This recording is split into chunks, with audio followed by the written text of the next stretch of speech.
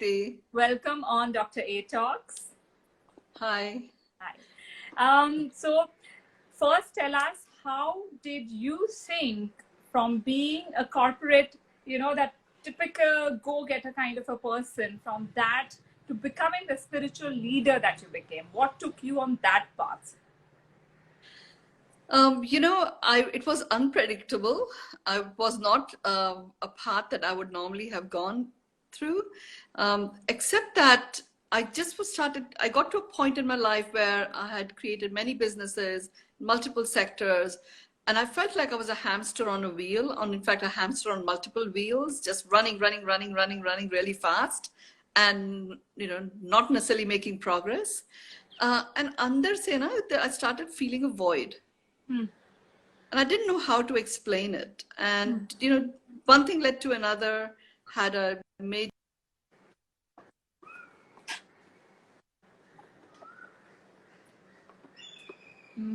Mynoo, you're frozen. The whole idea. We missed the last Sorry, bit, Mynoo. am I back?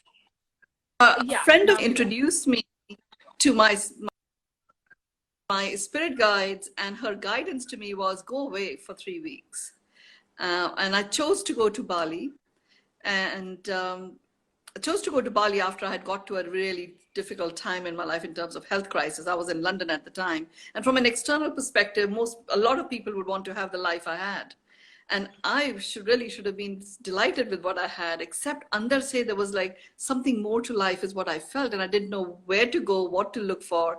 I grew up in an Arya Samaji family, so we weren't used to you going to gurus or anything like that. And I'd become so corporatized that I really felt I can only learn from leaders who are in the same space as me. So it never occurred to me to go find anything anywhere else. I landed up in Bali. Was there a particular incident that pushed you on this path? Because that's what generally happens, that when your life is going well, and there is pressure, and you feel like, okay, there is a void, and then you kind of put it aside thinking, it's just one of those feelings. But was there a particular event which pushed you in this direction, or was it? It was really a medley of many health conditions that came together. The nice little concoction of blood pressure, hypertension, and hypothyroidism, hormonal imbalance, all that. And then all of that went into a crescendo of an infection in my right ankle just wouldn't go away. And when I went to the hospital in the ambulance and the consultant saw me, he said, well, you have to be prepared to be here for 3 to 6 months. And it's, and then like my whole world shifted. Before that, I thought I could leave what I had. And then my whole world shifted, and this amazing gift of this friend of mine from Massachusetts was go away for 3 weeks and go away by yourself. And at that time, and she said that, your right ankle not healing, it's because, you have to move forward and you're not making that choice. Just make the choice to go away and focus on you and it will heal. I just thought that was like such a lot of, it can't really be true. And my partner and my son were there. They said, well, what's the harm? Make the choice. If you heal, that's great, you go away. If you don't heal, then you're where you are anyway. Yeah. So that's when I made the choice to go away to Bali, because a couple of my friends had gone to a particular resort there and stayed there by themselves. It wasn't a particular program or anything. It was just going to a resort. And literally within 4 days, Aditi, my infection subsided. Oh, wow. So I went away to Bali for 3 weeks and I stayed there for 9 years. Yes. 3 weeks to 9 years. That's quite a long time that you spent. So yes. how were those nine years? What did you do? Because I know, obviously where you are at, but for the listeners who are listening in, can you share your journey of how it panned out finally? Yes. As you know, I've been born and brought up in India. I spent most of my adult life in London. So I've had, I would say, the best of all worlds. India is a spiritual place, trains you perfectly for the competitive world, which happened with me also. And that served me in my time in London. So I'm very logical. Like something has to make sense. So there I go to Bali. I'm there for 3 weeks. And of course, initially I'm quite ill. And I just knew something had to shift dramatically. So I decided at that point to really focus my attention on what am I to do next. And what I received just in terms of really being with myself, I got that the next phase of my life is going to be about living an extraordinary life where all aspects of my life coexist with ease, grace, and joy.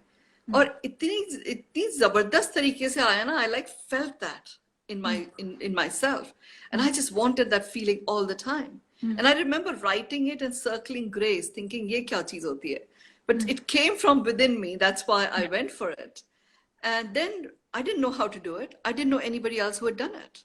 So then I decided to, I'm a serial entrepreneur, great at converting ideas into business. I said, "Okay, this is an idea. I'm going to make it real." That's the same process. I applied my ideas into business process, logical mind engaged. And I arrived at what became my 7 pillars of living an extraordinary life. And each one of these I had done before. And I decided, okay, these 7 are the ones I'm going to do every single day for the next 12 months. Something has to shift. Yeah. And I did that diligently because I needed to have an action plan. Just sitting there, and at that time my mind couldn't settle. I couldn't even, it's easy to say meditate, but it really made no sense to me because I could not be settled. It was like I was more agitated in my meditation at the time. So I created my own way of quietening my mind and everything.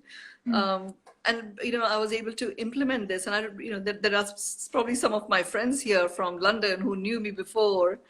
And they'll share that when I got back, I was like laughing and smiling. I just like literally lost my smile and, lost that joie de vivre and, that lightness and that masti that how important that is for me. I'd become ever so serious, and I come back from Bali with a spring in my step. And clarity, I got complete clarity. And whilst I was doing this in Bali, Aditi, and I think if all of those things hadn't happened, I might not have transformed so much. I had this experience of my third eye opening, it's like, I didn't know what the hell was third eye other than Shiva has it, but I was feeling like gremlins on my forehead. I could not stop it. And I contact my friend Ellen, the one who got me to go to Bali in the first place, saying, I don't know what's happening. My head is not hurting, but it's very uncomfortable. There are just things moving in my forehead and I can't see anything, but it's just movement. And she said, "Oh, your third eye is being worked on for a higher purpose." I thought, oh my God, what the hell is that? And I remember sending a note to my LinkedIn friends, does anybody know anything about this third eye stuff? And people sent me connections and links to various things which made no sense to me. They make perfect sense to me now. But at that time, they made no sense to me at all. And I just thought, okay, we'll see what happens. And there's one person I had met in Bali at the time. I got in touch with him. And he said to me, "Oh, third eye, you're just going to have to leave London when it opens." I had to leave Sweden when that happened to me. And you'll know it's open when all the lights come on and there's an earthquake and your third eye is open. I just thought he's mad. Except 2 days later, I'm in Bali at 4 a.m. in the morning, all the lights come on. I sit up on my bed thinking, oh my God, is there going to be an earthquake? Is there going to be an earthquake? And there was an earthquake. And then I slowly tiptoed into the bathroom, switched on the light, looked in the mirror to see if I've got a little slit on my forehead like Shiva. That was perfectly fine. Except the next day, everything felt very clean and fresh. And I realized something had shifted when I was flying back and I got to the airport. And I started really seeing each person for who they really are and how they were projecting that in themselves and what the disconnect was. I made some very big decisions at the time in Bali. I decided that it was the time with my partner who we had been together for 17 and a half years was complete. There was nothing wrong in the relationship. It was complete. So I didn't go back home. I went back to my sister's place and we had a happy endings and new beginnings party. And I started writing. That was like the first gift. And that was my first experience of a spiritual awakening experience. And since then, I have had them regularly, these awakening experiences. And each time I get, blessed with a gift. So it began with writing, it began with poetry, actually, which you've heard maybe one or two of them, but there's a big body of and the amazing diary which you have. So for all the listeners out there, she has this amazing, colorful, beautiful diary. Each page has a message and some pages have an entire write-up, which kind of is a guidance. So you just flip through the diary and you open one page and whatever you're seeking for is right there. Prerna's with us. Federation 100 said, hey. Also, somebody asked, what is the surprise? So for all the listeners, the surprise is that Mynoo is going to do a transmission for us. So whoever's interested, please write in the comment, and we will do, as Mynoo will do it, a transmission for you. For sure. Eid Mubarak to everybody again. It's, an auspicious day. So, yes. Now coming to Federation 100, the spirituality part was for those 9 years. And of course, you continue to walk on that path day in and day out. How did Federation 100, or how did you step from the spirituality path back on the track of corporate world or business world or entrepreneurship? How did that happen? So, when I embarked and decided to extend my 3 weeks to 9 years in Bali, and I connected to the calling of my soul, which is, to really connect humans and humanity to the miracle that they are, a miracle being something beautiful occurs that makes your heart sing. And a heart is beating, that is a song of the heart. And the more I started practicing it for myself, I became very soon, I literally transformed from being this high performance business coach and mentor and a serial entrepreneur to actually becoming a mentor and guide for your miracles. And really that took a stand for, living an extraordinary life where miracles are the norm. And then I uncovered my gift of arming each person with their own miracle lens so they can facilitate miracles in every area of their life. So when I started looking at my life, I did say I wanted to live an extraordinary life where all aspects of life coexist. And, I had gone into spirituality, and business had taken a back seat at that time. But that is what did make my heart sing. I loved what I did, and it was very powerful. Businesses would double, triple, quadruple their turnover when I was doing some of the work under the Federation 100 in London. And I realized that, we did that, and we achieved this amazing success. And in the years that I was there in Bali, I was still continuing to work with a few businesses very selectively. And there is a business here in India that I was working with, Jumbo King, and they were having phenomenal success as well. What I was doing now was I was integrating people reconnected to who they really are, removing their autopilot blocks and seeing them with this laser sharp trim tab business technology, and the combination of the two was like, and literally unleash the individual along with the business itself. So I was doing it selectively with individuals, and it was great. It provided me a good income to continue living the kind of life that I wanted to live. And it was, Raj, who's here in India, he was really keen for me to come and apply, offer it. For him, they had such a huge benefit from it that they wanted to share. And thank God for him, because of him, we are experiencing you. Yes. And, when I did decide to make that shift, it was after the World Dignity Forum that we did in Los Angeles, moved it from Delhi to Los Angeles and came back. It was clear that I needed to focus my attention on leadership. And I had met Gaurav Gupta, who also you have met before. And he brought TED into India. Yes. And I just, I follow guidance, as you know now. And my intuitive guidance was this work on leadership has to emerge from India. And India is really setting itself up for a global leadership of the world, and that individuals, businesses, as well as individual leaders, as well as organizations, are to be prepared in this field of extraordinary results. And my guidance, reach out to Gaurav, and if Gaurav said yes, he will join me in partnership, because he knows the Indian system. I don't. Yeah. I have the content. And, he came in, and it was, again, very synchronistic. I found one brochure of the Inspired Leaders Network I had done in London in one of my bags that day. And I happened to make chai in the kitchen, and Gaurav went through this brochure. And he says, well, for 5 years, people have been asking me to bring something like this to India. Let's do it. And that then, we got Dheeraj on the call, and we decided to begin with Federation 100. So now the Federation is all about, it's about miracles in business. And it is about preparing you as a leader and your business so that you can play the game of extraordinary results. At the foundation is an extraordinary life for you, right? Where all aspects of life coexist. With that foundation, you stand on solid ground, because if you've got issues going on at home, it's not solid ground.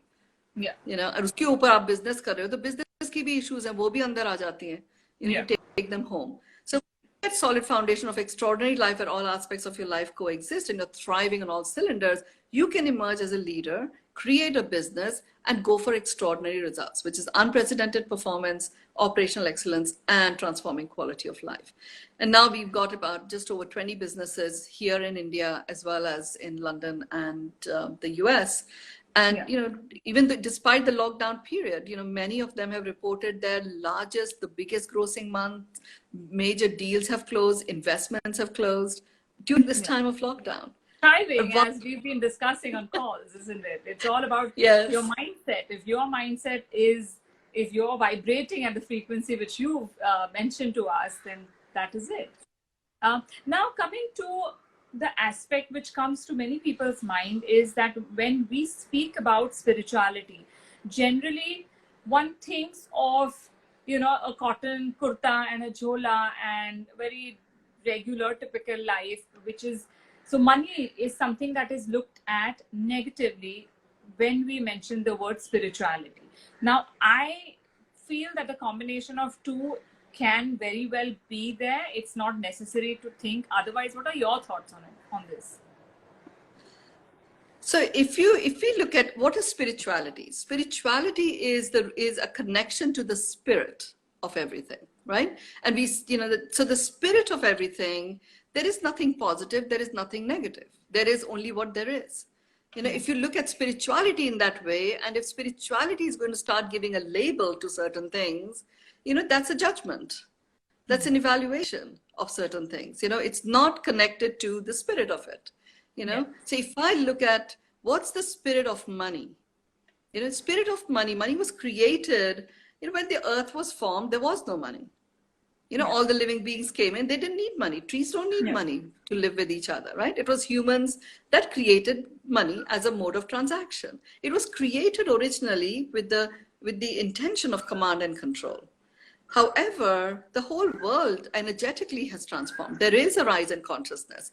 And with what we have just experienced with this corona phenomenon, which I call it as the crown phenomenon of really reconnecting us to the majesty of who we are, the energy of money is very different. The energy of money now is, it's as if it's a gift from our creator given into the hands of humans to make this planet a place of pure love and joy. Now, if you are in spirituality and you are taking this message forward and you arm yourself with such a stiff opinion about one major aspect of what is used by this planet to, you know, in terms of human consciousness to run it, you know, that level of very strong opinionatedness itself, something away from the authenticity of who you are. You know, so in my world, it is like, you know, just literally unconditional acceptance of what is. Clear that you are here for a purpose. So I'm here to connect humans and humanity to the miracle that they are. And certain aspects of how this world operates require money, you know, and therefore, you know, there's money to be charged. And then there's other stuff that does not have to be, that money does not need to be there.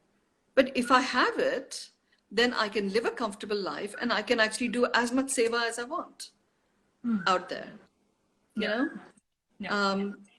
So that's my opinion about it. Money is a gift from God, given into our hands as humans. It's not given into the hands of dogs, cats, lions, trees, fishes. It's given into the hands of humans to make this planet a place of pure love and joy.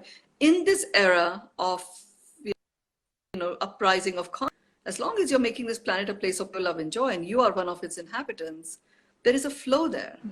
You go into a space of greed and hoarding and all of that, then, you know, there isn't the flow. That's good. Yeah. You mentioned a very interesting phenomenon, the coronavirus situation. You transformed it into the crown phenomenon. Do you want to speak a little bit about that?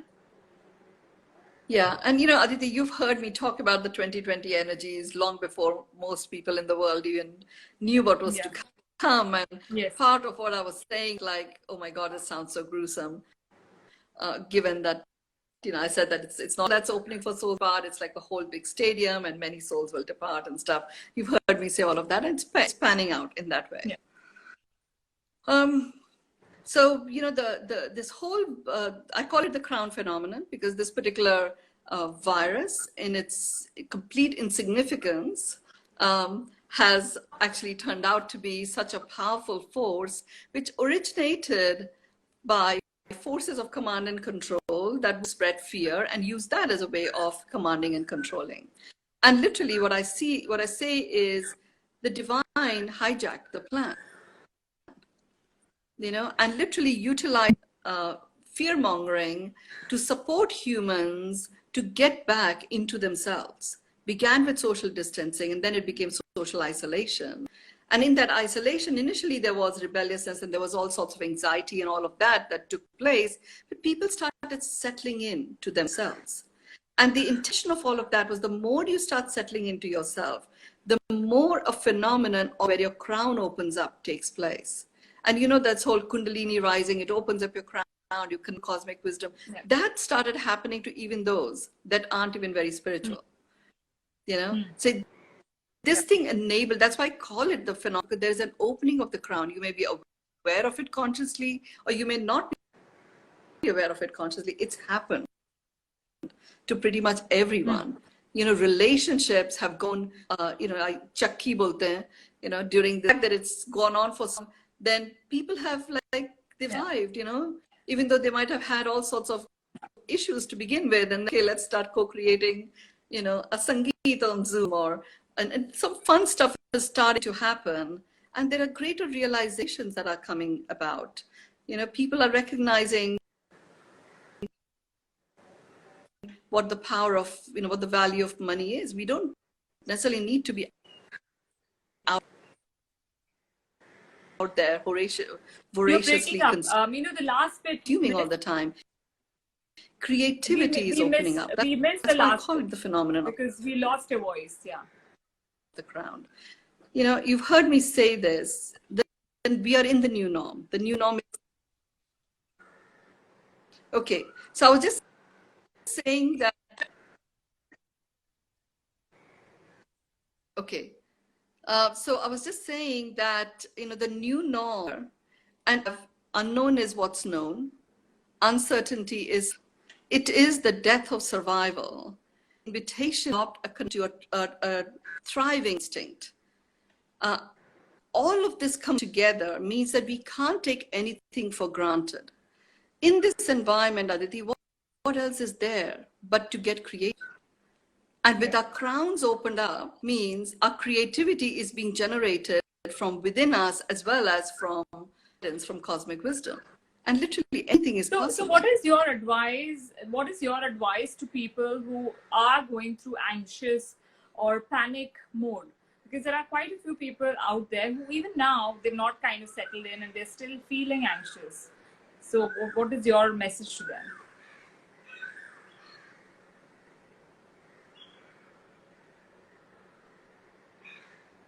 We can't hear you.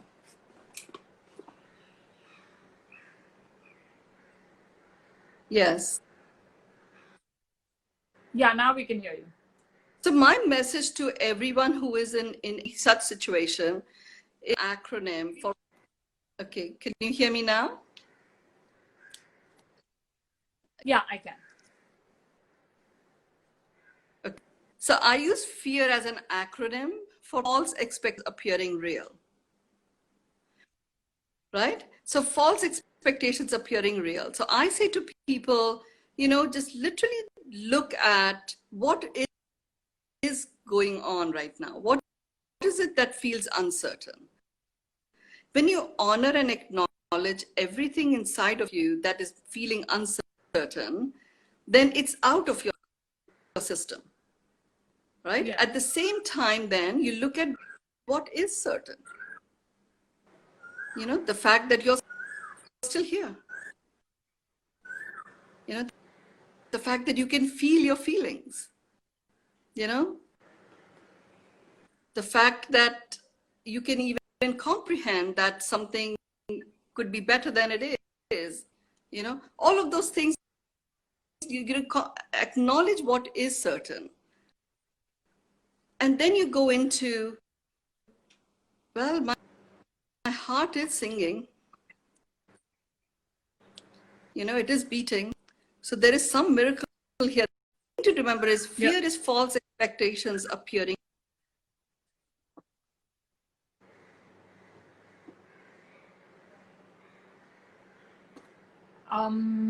Okay, we've lost you. We lost the last bit. So I heard about the nature's reclaiming itself, and then I couldn't hear you. Yeah, faster than you. Yeah, nature is reclaiming itself, can fix it. So know that you are nature and you can reclaim yourself faster than trying to fix yourself. You know, so the more we get to what is certain, the more we start connecting to that, Aditi, it helps calm that anxiety. Yeah.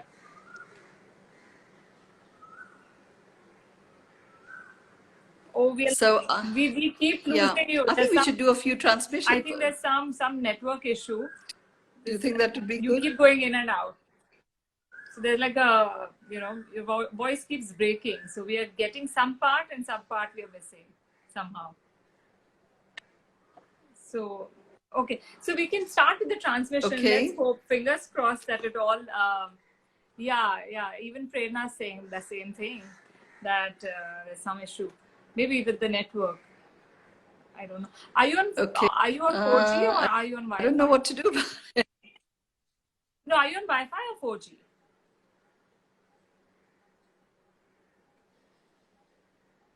Can't hear.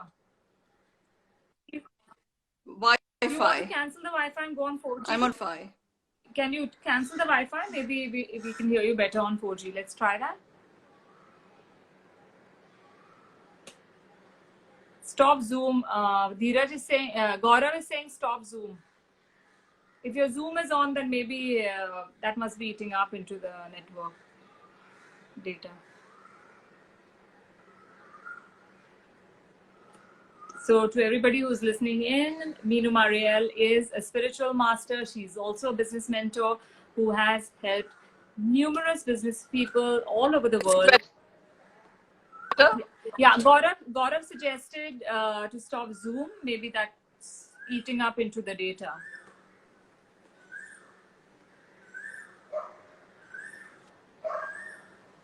Okay, so I'm back. No. Can you hear me now? Yeah. Yeah. Can you hear me now? Okay, I'm on 4G. Yeah, so. But still it's going in and out. So we'll just try. So, okay, let's do a transmission. Let's do it for my sister Arzu. Okay. How do you spell her name, Aditi? Arzoo. Arzu. Okay. So I'm going to focus my attention on 2020 specifically for you, Arzu. And it's a year where you have the opportunity to make your dreams come true. For a long time, you have allowed yourself to get disconnected from what those dreams were. It was almost as if what you did about was like a no-go area. You created that. It was like jinxed to think about your dreams. So my invitation to you would be that this is the year where your dreams come true, they manifest without you having to work on manifesting them. All you have to do is to recollect what those dreams are and feel yourself having realized those dreams. What does that feel like? What do you look like? What's actually going on? So put yourself into December 2020, having realized all these different dreams and that into your day-to-day existence. So, just wake up every morning, take some time and lay out, describe that you would love to see come true. So this is a year where a very beautiful partnership starts to unfold with the universe. And you come to recognize that the universe, in fact, is in service of you. So, and you've got a wonderful energy in your name, Arzu.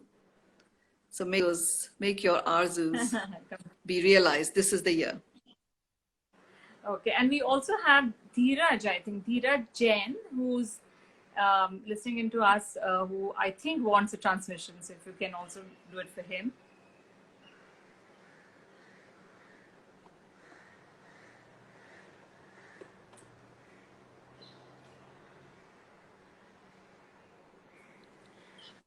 So Dheeraj, this is the year where the invitation for you is, it's a year where you can have, you're set to have a change of career.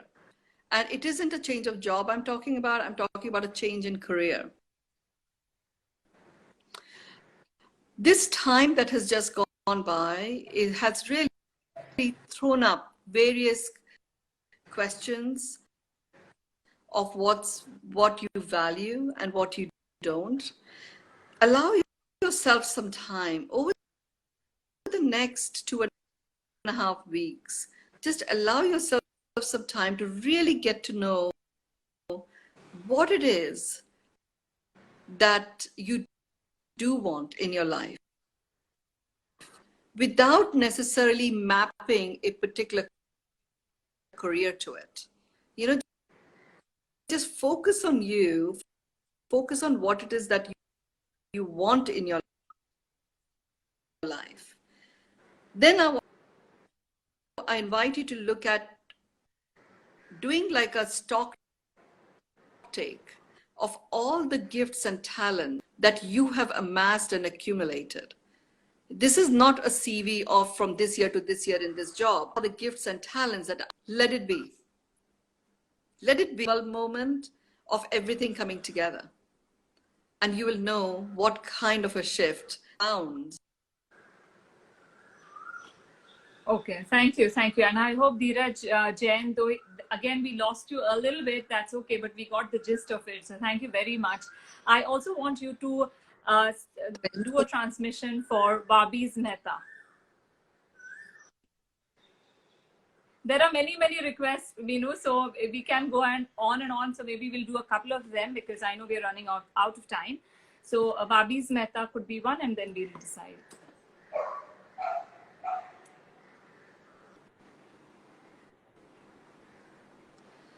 So what I'm picking up here, 2020 is a year that you really take on your physical well-being.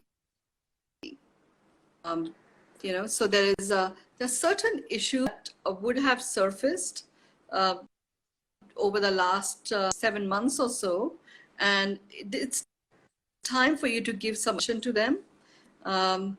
Just remember that, we literally rebirth ourselves. Pretty much most of our cells are change. So, just like nature can reclaim itself and, pollution in Delhi can go down from 500 and something to 24, we too can completely reclaim ourselves. But it requires some attention. It requires some attention. So have compassion for your own physical body. And the idea here is to bring yourself where most of your organs can reclaim themselves with a little bit of additional support from other sources. So just this year calls you to give some attention to your physiology. So please do that, remaining calm at all times, really connecting to your body as the vessel that is really expressing your soul. So yeah, that's what it is for you. Thank you very much. And Zian is online. He very rarely comes on my Dr. A talks, but he's listening in right now. So I would love for you to give a transmission for him. Yes. So Zian, this is a year where it's volume turned up, like really, all speakers blazing in terms of creativity. So just this time, this is a year where you get very clear about your creative genius. And whatever you get cloud in terms of your creative genius, just really look at what is it that I absolutely love about my life? What is it that I absolutely adore about my personality? How do I wish for both of those things to be creatively expressed in the world? You know, you can literally take the next 28 days and just get clearer and clearer and clearer about it. And the clearer you become, it paves the pathway to absolute certainty with which you're going to realize what you have come here to cause and make happen. You are very, very blessed. You know, there's lots of blessings that are to be shared through you and through the work that you do. And it's also going to have a humongous amount of commercial success, recognition, standing in society, service of other people, as well as huge, enrichment of your life, living an abundant life, awesome and abundant. This is the year you get that clarity. Oh, there's I'm somebody excited. from that. Yeah, thank you. Did you hear that? He's grinning. There's somebody from Sikkim. Hello, Rigan Malla. Rigan Malla. Okay, so coming to what work you're doing right now and being cooped up all by yourself in your apartment in Mumbai, how is it that you're managing your time? Could you share that with us? How are you using your spiritual being to be out there and help people even while staying within the four walls? I'm very fortunate that thanks to my, dear friends and family here in Mumbai, like, the Federation family, Dheeraj, Gaurav, I'm living in a place where I overlook the RA colony forest, right? So it's very special. Only windows I have, they just overlook the forest. So I don't feel like I'm cooped up at all. And so how do I spend my time?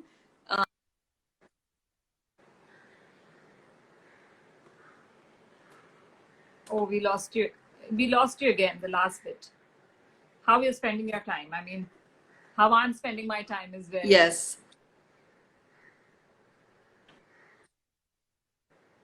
Yes. So I have a business happening exactly as it's happening online. online. No, again.